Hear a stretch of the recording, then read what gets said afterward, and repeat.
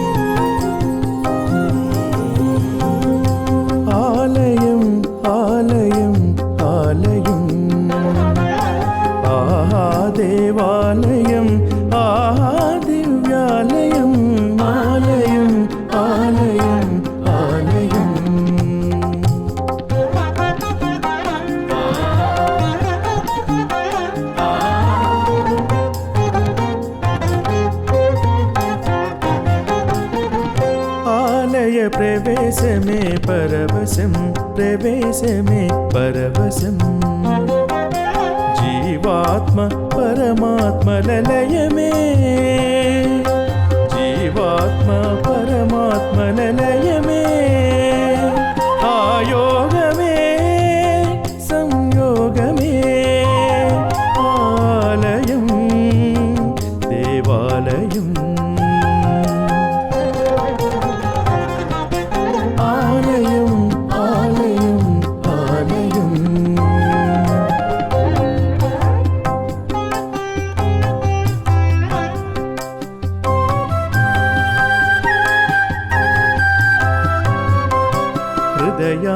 హృదయాంతర్యామిని ఉదయారుణాలతో దర్శించే స్మరించే సౌభాగ్యమే ఈ ఆలయం దృశ్యమాన జగతిలో అదృశ్యపు దృశ్యధామమే ఈ ఆలయం దివ్యాలయం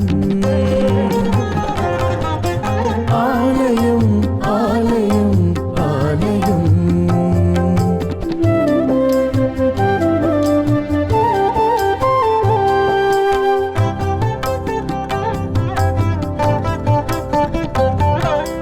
పవిత్రతకి పరిణితికి పరమాత్మ సన్నిధికి ప్రతీకాత్మకం ఈ ఆలయం ఇంద్రియాతీతమైన దివ్య జ్ఞానానికి ఆరామం ఆశ్రమం ఆరామం ఆశ్రమం ఆలయం ఈ దేవాలయం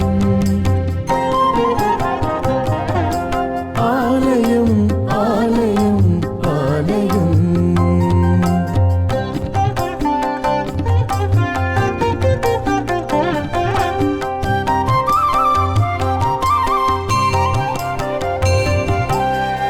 గంటతో జాగృతం శ్రవణేంద్రియం తీర్థంతో జాగృతం జిహ్వేంద్రియం హారతితో జాగృతం నయనేంద్రియం స్పర్శతో జాగృతం స్పర్శేంద్రియం సామ్రాణితో జాగృతం ఆఘ్రాణేంద్రియం పరమ పవిత్రం ఈ ఆలయం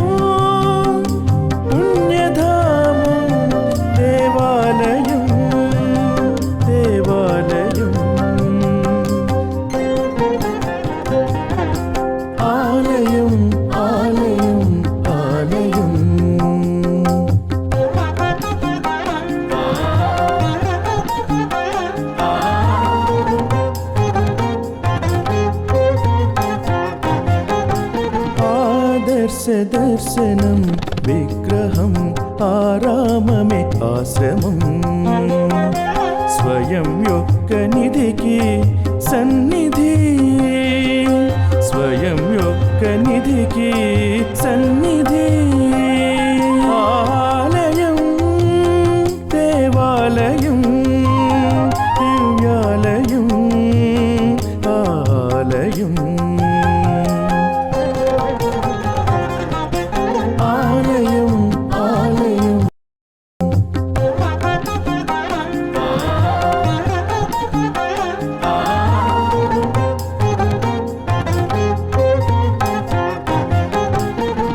పశుత్వం నుండి పశుపతికి పశుత్వమే నంది పశుపతికి ప్రతీక పరమేశ్వరుడు పశుపతికి ప్రతీక పరమేశ్వరుడు ఆ పశుపతికి పశుత్వానికి సైతం ఆరామం దివ్యాలయం ఆలయం ఆలయం ఆలయం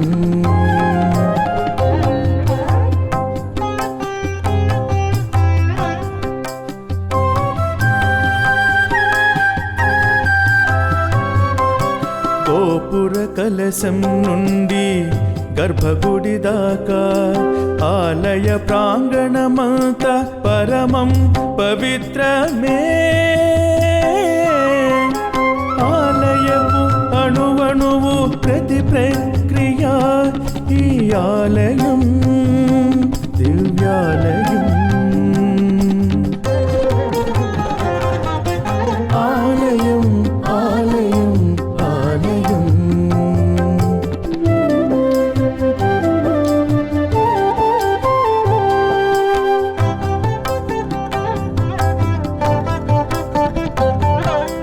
మహర్షి దర్శనం మహిమాన్విత ప్రధానం మహర్షి దీవెన ఈ ఆలయం మనిషిని మహర్షిగా మలచగలిగే మంత్రధామం ఆరామం ఆశ్రమం ఆరామం ఆశ్రమం ఆలయం ఈ దేవాలయం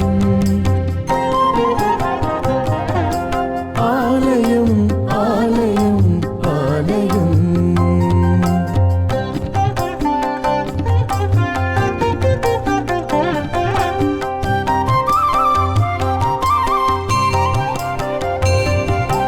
గురువుతో జాగృతం జ్ఞానామృతం జ్ఞానంతో జాగృతం నిత్య చైతన్యం చైతన్యంతో జాగృతం కుండలిని యోగం కుండలితో జాగృతం సహస్రారం సహస్రారతో జాగృతం పారవస్యం ఆ పారవస్యమే ఈ ఆలయం సన్నిధి మార్గం దేవాలయం దివ్యాలయం ఆలయం ఆలయం ఆలయం ఆహా దేవాలయం ఆహా దివ్యాలయం ఆలయం ఆలయం ఆలయం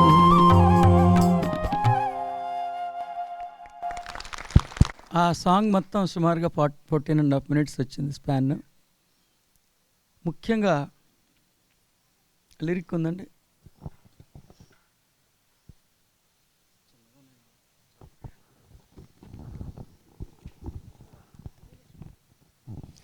సో ఆలయం ఆలయం ఆలయం ఆహా దేవాలయం ఆహా దివ్యాలయం ఏంటి ముందు రాసింది. సో ఇది అది వచ్చేదాకి. సో మొట్టమొదటిగా ఆలయం అన్నప్పుడు నేను దర్శించిన దర్శనం అది ఆ లయం. ఏ లయం అది? జీవాత్మ పరమాత్మ ఆత్మలని లయం చేసే ఒక వేదిక.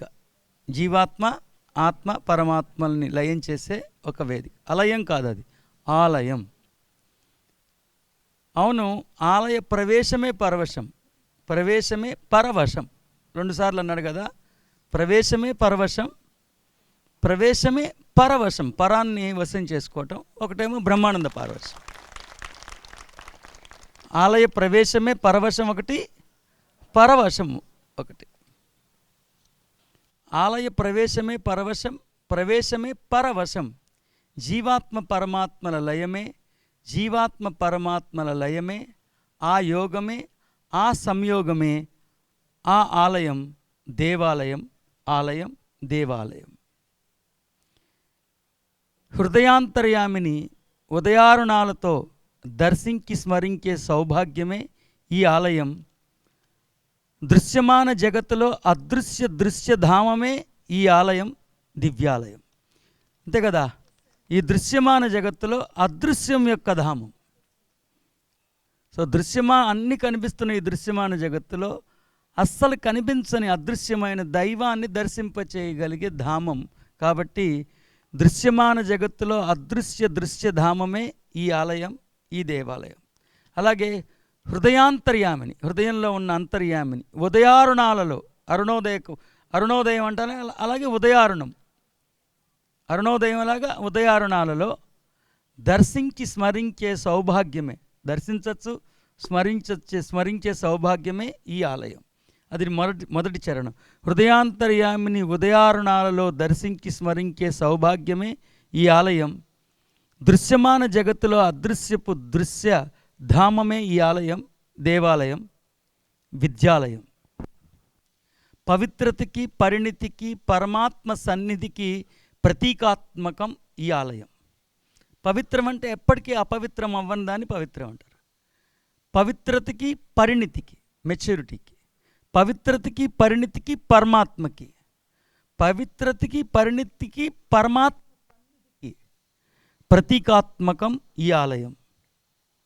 ఇంద్రియాతీతమైన దివ్య జ్ఞానానికి ఆరామం, ఆశ్రమం, ఆశ్రమం, ఆరామం ఈ ఆలయం. గంటలతో జాగృతం శ్రవణేంద్రియం. ఆ గుడిలో మనం గంట కొడతాం, తీర్థం తీసుకుంటాం, అన్నింటినీ వర్ణించాం. గంటలతో జాగృతం శ్రవణేంద్రియం, తీర్థంతో జాగృతం జిహ్వేంద్రియం, హారతితో జాగృతం నయనేంద్రియం, స్పర్శతో జాగృతం స్పర్శేంద్రియం, సాంబ్రాణితో జాగృతం ఆఘ్రాణేంద్రియం. పరమ పవిత్రం ఈ ఆలయం, పుణ్యధామం, దేవాలయం, ఆలయం, ఆలయం, ఆహా ఆలయం. తర్వాత ఆదర్శ దర్శనం విగ్రహం. విగ్రహం అంటే ఏంటి? అద్దం ఉన్న స్థితిని చూపిస్తుంది, విగ్రహం ఉండాల్సిన స్థితిని చూపిస్తుంది. సో మన ఆదర్శం అది. సో ఆదర్శనాన్ని దర్శిస్తున్నాం. ఆదర్శ దర్శనం విగ్రహం. ఆ విగ్రహానికి సైతం ఆరామం, ఆశ్రమం, దేవాలయం. ఆదర్శ దర్శనం విగ్రహం, విగ్రహానికి సైతం ఆరామం, దేవాలయం. స్వయం యొక్క నిధికి సన్నిధికి, స్వయం యొక్క నిధికి సన్నిధికి ఆలయం, ఆశ్రమం, దివ్యాలయం, దేవాలయం. స్వయం యొక్క నిధికి, స్వయం యొక్క సన్నిధికి ఆశ్రమం, దేవాలయం. ఆకారానికి సైతం శ్రీకారం ఓంకారం, ఓంకారానికి సైతం శ్రీకారం ఆలయం. సో ఆకారానికి శ్రీకారం చుట్టింది, ఒక ఫామ్కి శ్రీకారం చుట్టింది ఓంకారం. ఆ ఓంకారానికి భూతలంలో శ్రీకారం చుట్టేది ఆలయం. ఆలయ ప్రాంగణమే శ్రీకారం, ఓంకారం, ఆలయం, దివ్యాలయం. ఆలయం, ఆలయం, విధాతకి, విద్వత్కి విభూతి ఎవరు? ఎవరి విరి? విధాత యొక్క విరి, సౌరభం. విద్వత్ యొక్క విరి, అది విభూతి. ఆ విభూతికి సైతం భూతలంలో ఆరామం, ఆలయం. ఇది యాక్చువల్గా ఆవేదన తీర్చే అర్చకుడు, అది వేదన అని పెడింది. ఆవేదనని తీర్చే అర్చకుడు దీవెనికి ఆరామం, ఆలయం. మన ఆవేదనని అర్చకుడు, ఎంతో మన బాధలో వెళ్తే ఆయన మంచి హృదయంతో దీవిస్తారు. మన ఆవేదనని తీర్చే అర్చకుడు దీవెనికి, అలాంటి దీవెనికి ఆరామం, మళ్ళీ ఆలయం. ఆవేదనని తీర్చే అర్చకుడి దీవెనికి ఆరామం, ఆలయం. ఆరామం, పుణ్యధామం, ఆలయం, దేవాలయం, ఆలయం. ప్రతి ఆలయం ఓ వ్యాసాశ్రమం, ప్రతి దేవాలయం ఓ వేద విద్యాలయం, ప్రతి దివ్యాలయం ఓ దివ్య విద్య ప్రసాదం, ప్రతి ఆలయం ఓ పుణ్యధామం, పరవశం పాఠ్యాంశం. ఆలయంలో పాఠ్యాంశం ఏంటంటే బ్రహ్మానంద పారవశ్యం పొందటం. పాఠ్యాంశం, సో పరవశమే పాఠ్యాంశం. పరిణితి ప్రాకారం అది, పరిణితికి ప్రాకారం అది, పరిణితి ప్రాకారం. పరిణితి ప్రాకారం ఆలయం, ఈ ప్రాంగణం దేవాలయం. ఆలయం ఆలయం ఆలయం. ఓంకారం నుండి ఓంకారం, ఇదే మహాప్రస్థానం.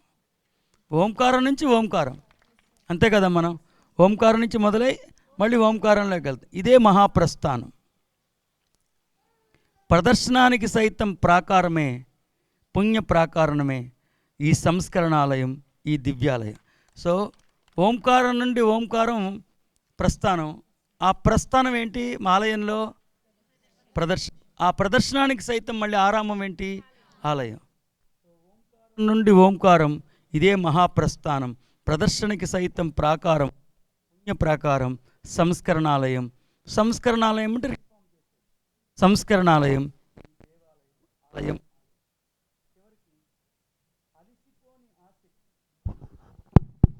అలిసిపోని ఆశకి ఆశ్రమం ఆలయం. ఆశ అలిసిపోదు మనకి. ఏదైనా ఆ గుడికి వెళ్తే ఏదైనా జరుగుద్దేమని ఏదో ఒక ఆశ, ఏదో మనకు ఆశ కదా. అలిసిపోని ఆశకి ఆరామం ఆలయం. అలిసిపోని ఆశకి ఆలయం. అందుకే ఈ ఆలయం కాశీతుల్యం, కాశీతో సమానం. ప్రతి ఆలయం కాశీతుల్యం, కాశీతో సమానం. అందని ఆనందాన్ని అందుకునే దర్శనం ఈ ఆలయం, ఆధ్యాత్మిక ఆలయం. ఆలయం తర్వాత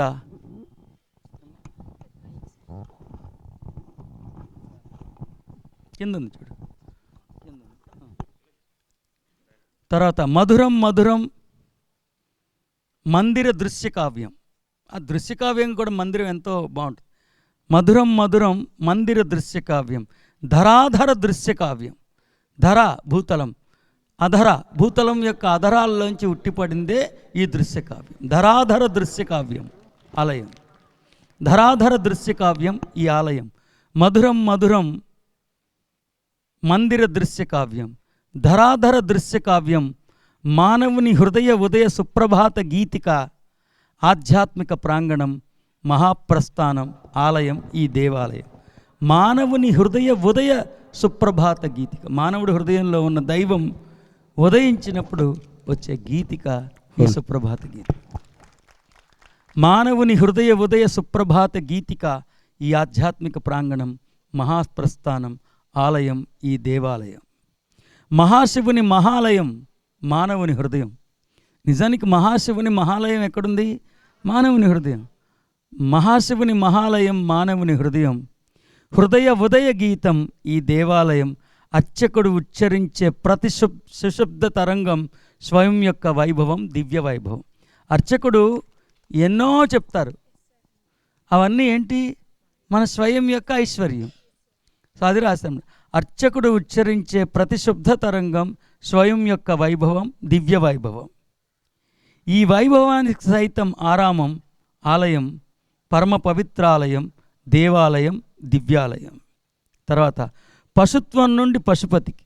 మన ప్రయాణం ఏంటి? పశుత్వమే నంది, పశుపతికి ప్రతీకియే పరమశివుడు. ఆ పశుత్వమే నంది దగ్గర మీకు ఒక మ్యూజిక్ వస్తుంది. నంది పశుత్వమే, నంది వినిపించట్లే. ఆ నందితో ఎప్పుడు సమస్య.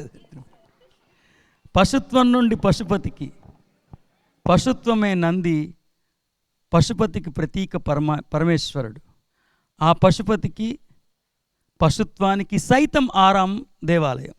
అంతేగా, పశువుకి సైతం, పశుత్వానికి, పశుపతికి ఇద్దరికి ఆరామం, మళ్ళీ దేవాలయం, ఆలయం, ఆలయం. గోపుర కలశం నుండి గర్భగుడి దాకా ఆలయ ప్రాంగణమంతా పరమ పవిత్రమే. గోపుర కలశం ఉంది, గర్భగుడి ఉంది. గోపుర కలశం నుండి గర్భగుడి, గర్భాల్లో ఉన్న గుడికి కూడా అంతా పవిత్రమే. గోపుర కలశం నుండి గర్భగుడి దాకా ఆలయ ప్రాంగణం అంతా పరమం పవిత్రం.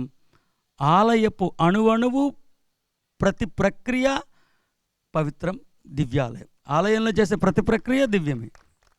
లాస్ట్కి మహర్షి దర్శనం మహిమాన్విత ప్రధానం. మహర్షి దీవెన ఈ ఆలయం, మహర్షి దర్శనం ఈ ఆలయం. మనిషిని మహర్షిగా మలచగలిగే మంత్రధామం ఈ ఆరామం. మనిషిని మహర్షిగా మలచగలిగే మంత్రధామం ఈ ఆలయం. ఆలయం ఆలయం ఆలయం. ఇది కాకుండా ఆఖరి చరణం ఉంది, ఇంకా అది రాయలేదా? అదేలే, రాయలేదే. సో లాస్ట్కి ఇంకో చరణం రాశాను. గురువుతో జాగృతం జ్ఞానం, జ్ఞానంతో జాగృతం చైతన్యం, చైతన్యంతో జాగృతం కుండలిని, కుండలిని యోగం, కుండలినితో జాగృతం సహస్రార, సహస్రారతో జాగృతం పారవస్యం, బ్రహ్మానంద పారవస్యం. ఆ పారవస్యానికి సైతం ఆరామం ఆలయం. అంతే కదా. గురువుతో జాగృతం జ్ఞానం, జ్ఞానంతో జాగృతం చైతన్యం, చైతన్యంతో జాగృతం కుండలిని యోగం, కుండలినితో జాగృతం సహస్రార, సహస్రారతో జాగృతం పారవస్యం, బ్రహ్మానంద పారవస్యం. ఆ బ్రహ్మానంద పారవస్యానికి సైతం ఆరామం ఆలయం, ఆలయం ఆలయం దేవాలయం. ఇది సన్నిధి మార్గం దేవాలయం. సన్నిధికి మార్గం దేవాలయం. అద్వైతి యొక్క దృక్కోణంలో విగ్రహారాధన వేరు, ద్వైతి యొక్క దృక్కోణంలో విగ్రహారాధన వేరు. అద్వైతి తన హృదయాంతరంగంలో ఉన్న దివ్యత్వానికి ప్రతీకగా, ప్రతినిధిగా, ప్రతిబింబంగా, ప్రతీకాత్మకంగా విగ్రహాన్ని భావిస్తాడు. నేను ఎప్పుడు అప్పటి నుంచి చెప్పేవాడిని, మీకు గుర్తుందో లేదు.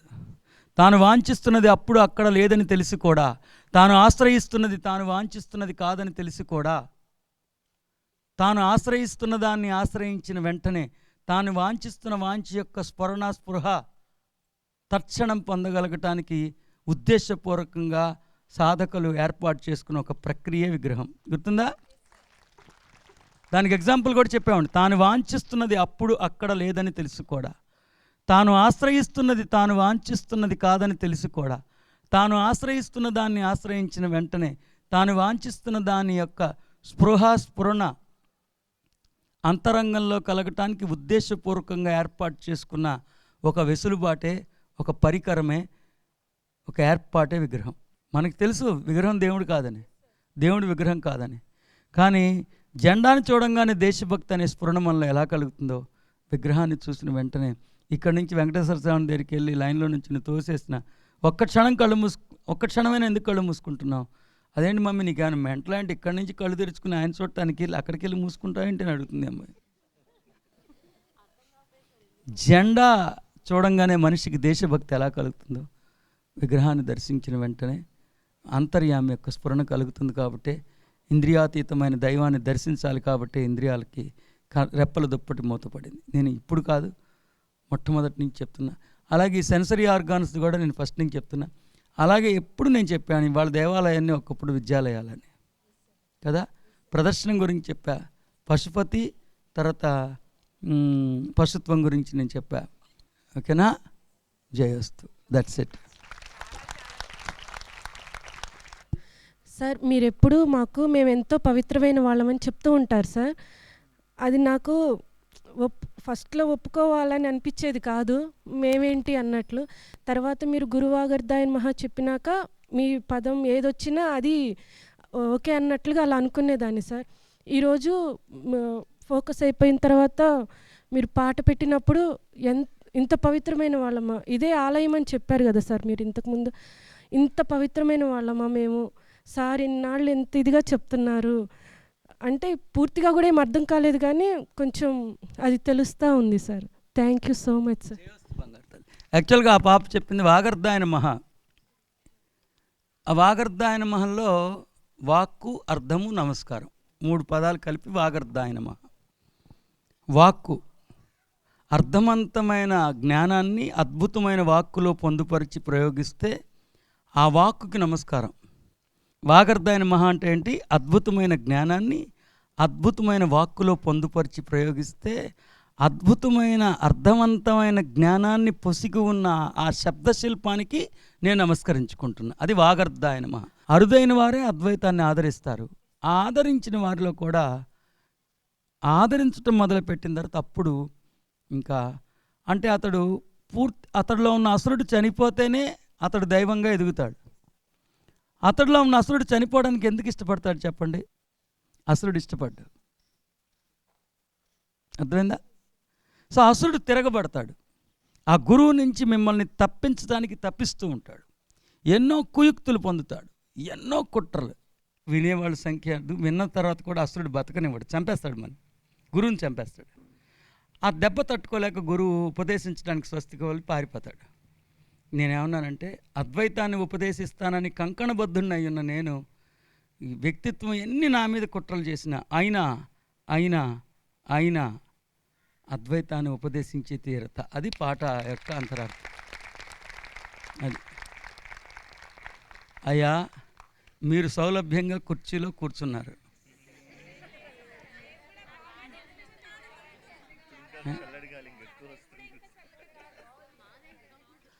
చెప్పినంతసేపు కూడా పట్ల రాయటానికి. ఎప్పుడైనా మీరు గుర్తుపెట్టుకోండి, కవి వేరు, పండితుడు వేరు. పండితుడు అన్ని గ్రంథాలు చదివి పండితుడు అవుతాడు. కవి రాసింది గ్రంథం అవుతుంది. కవి తన హృదయాంతరంగంలో అకృతంగానే ఆసుధారగా ప్రవహిస్తున్న దానికి ఓన్లీ డబ్బింగ్ చెప్తాడు. నిజంగా చాలా ఉపదేశాలు నేను చెప్తున్న దాంట్లో మొట్టమొదటిగా నేను శ్రోతగా విన్నవి కూడా చాలా ఎక్కువగా ఉన్నాయి. మొట్టమొదటి నేను కూడా ఏమంటున్నాడు, మనం వింటున్నవి కూడా చాలా ఎక్కువగా ఉంటాయి. సో ఆ భావుకత కొన్ని క్షణాల పాటే అది రాయటం జరిగింది. నేను మీ వివేకానందని అత్యంత నిగూఢమైన అద్వితీయమైన అద్వైత శాస్త్రాన్ని ఉపదేశించడానికి కంకణబద్ధున్నై మీకు అందుబాటులోకి వచ్చిన మీ గురువరేణ్యుడిని. అవును, అద్వైతం ఇంద్రియాతీతం, మానవాతీతం, అలౌకికం, అత్యంత నిగూఢమైన అద్వితీయమైన అద్వైత సౌందర్యాన్ని, ఆ సత్యాన్ని, ఆ అమృతోపానమైన జ్ఞానాన్ని ఉపదేశించటం అత్యంత క్లిష్టమైనది. ఎందుకంటే మానవుడికి అత్యంత నిగూఢమైన అద్వైతం నమ్మశక్యంగా ఉండదు. మానవ మేధస్సుకి, ఇంద్రియాల సామర్థ్యానికి మించినటువంటి అపురూపమైన అమూల్యమైన జ్ఞానం.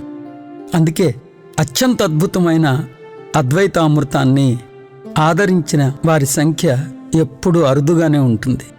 అరుదైన వారే ఈ అద్వితీయమైన అద్వైతాన్ని ఆమోదిస్తారు, అద్వైతం పట్ల కాస్తంత ఆసక్తిని చూపిస్తారు.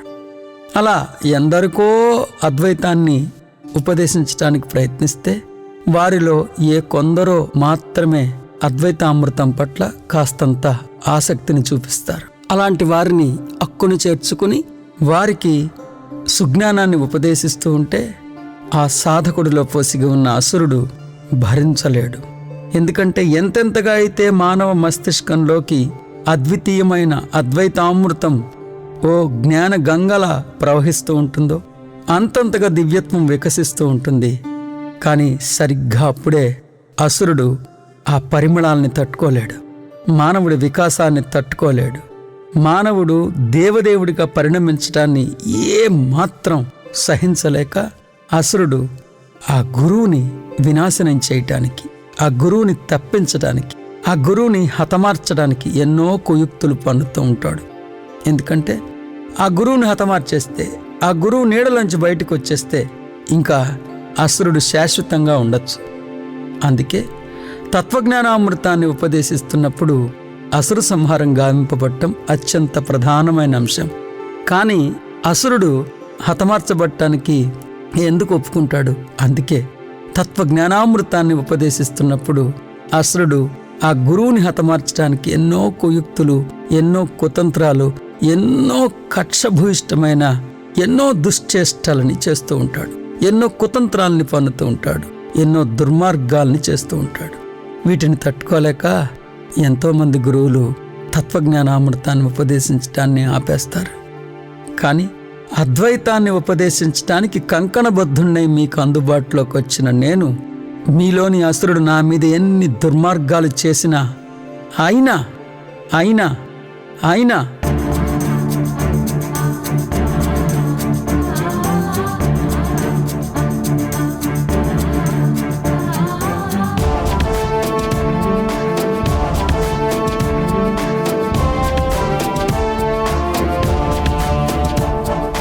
అద్వైతామృతాన్ని అందించే తీరత, అసుర సంహారాన్ని గావించే తీరత.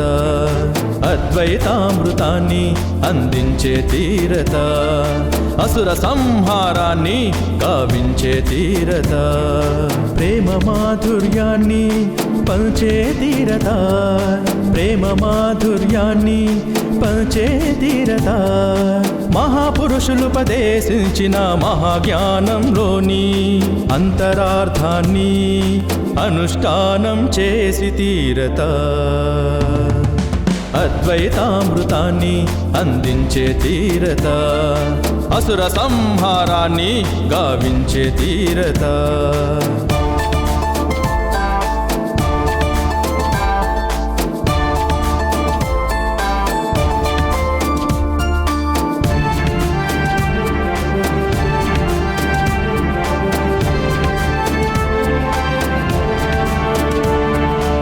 కృతజ్ఞతా భావాన్నే ప్రబోధించిన గురువు పట్ల కృతజ్ఞతే చూపకున్నా. కృతజ్ఞతా విషాన్ని సైతం వెళ్ళగక్కుతున్నా, వేదన తీర్చే వాడిని సైతం వేధిస్తూ ఉన్నా.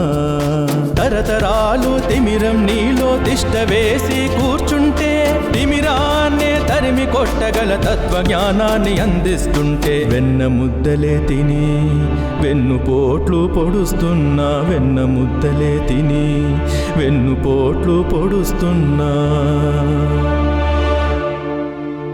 అయినా అద్వైతామృతాన్ని అందించే తీరత, అసుర సంహారాన్ని గావించే తీరత. అద్వైతామృతాన్ని అందించే తీరత, అసుర సంహారాన్ని గావించే తీరత.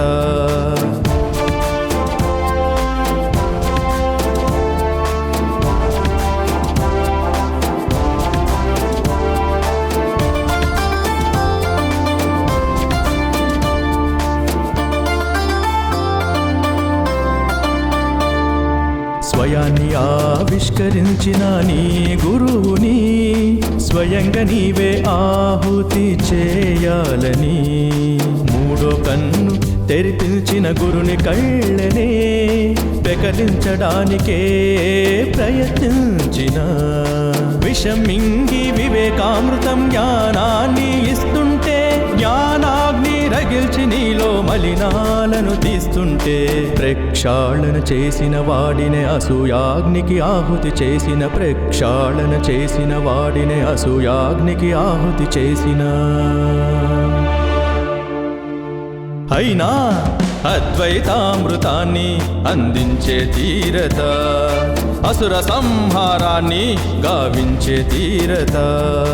అద్వైతామృతాన్ని అందించే తీరత, అసుర సంహారాన్ని గావించే తీరత.